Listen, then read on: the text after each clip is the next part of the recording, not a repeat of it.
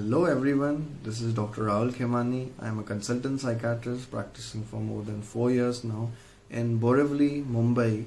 I have my own clinic, Heart and Mind Clinic, located in Borivali. Along with that, I practice in hospitals from Malad to Mira Road, Wokhad Hospital in Mira Road and Matunga Hospital in Malad. Today, we're going to talk about an important topic that a lot of people are scared about and misunderstand. It's schizophrenia. So schizophrenia is a chronic mental illness in which a person misinterprets their surrounding reality. It's unfortunately a lot of people confuse it with a lot of things. So today we're going to clear all those myths. So people say that schizophrenia is untreatable. So that's absolutely not true. Basically, schizophrenia affects the way a person thinks, feels and behaves.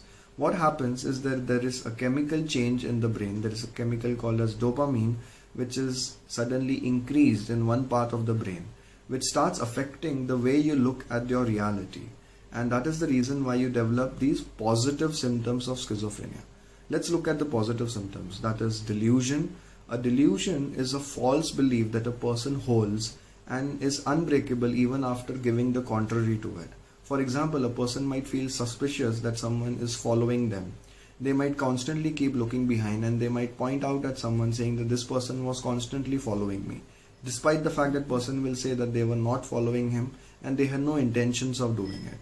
Basically, a person starts having a story in their mind that there is a plot that is being schemed against them. They might even start feeling that someone might want to harm them.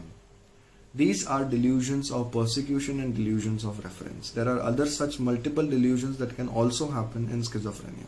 Along with delusions, there are hallucinations. Now, these hallucinations are basically perceptions that you feel which are actually not in real. Like you could hear voices which might be inaudible to others, or you might see images or people that are not visible to other people.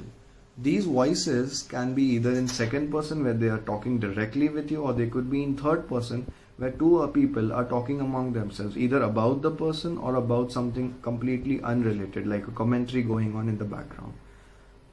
This is because of that same chemical change in the brain. Along with that, there is a disorganized behavior where a person stops taking care of themselves. They don't take bath for long times, they don't eat properly, they become very malnourished. They don't sleep on time, they become absolutely tired and exhausted.